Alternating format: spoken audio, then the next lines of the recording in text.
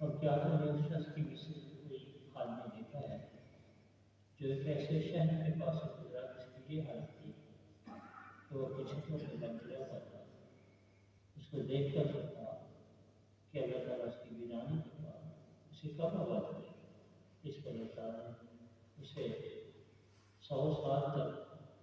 خواب میں مارے رکھا، پھر اسے اٹھایا اور تمہارا آئے میرے بندے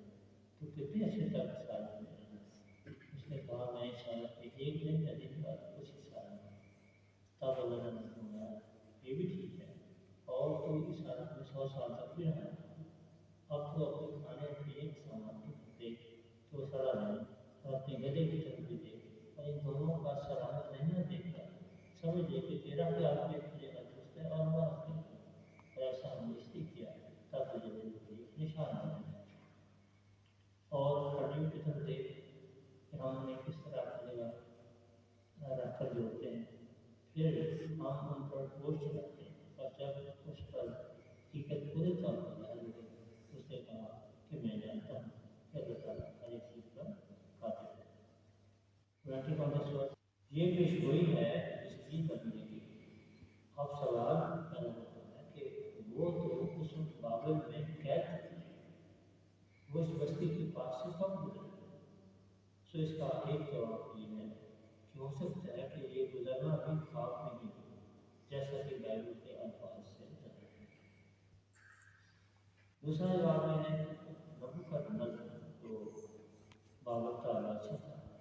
اس نے 586 قبروں سے یروشلم کا حملہ کیا، اسے فتح کیا، اور اس کا ایک سردار وہ وہاں کے بادشاہ اور اس کے خاندان کے تمام افراد کو کرتے ملک میں لے گئے۔ اسی طرح شہر کے تمام خلفاء اور کاریگروں کو بھی قید کر دیا گیا،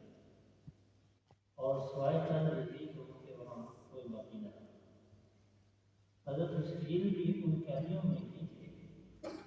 جنہیں نبوکدنضر نے گرفتار کیا۔ ان کے متعلق بحث یہ ہے کہ انہیں اس نے کیوں پکڑا، اور مورخین نے اس کا یہ جواب دیا ہے کہ چونکہ وہ لوگوں کو ترغیب دیتے تھے کہ نبوکدنضر کا مقابلہ کریں اور اپنے ملک کو نہ چھوڑیں، اس لیے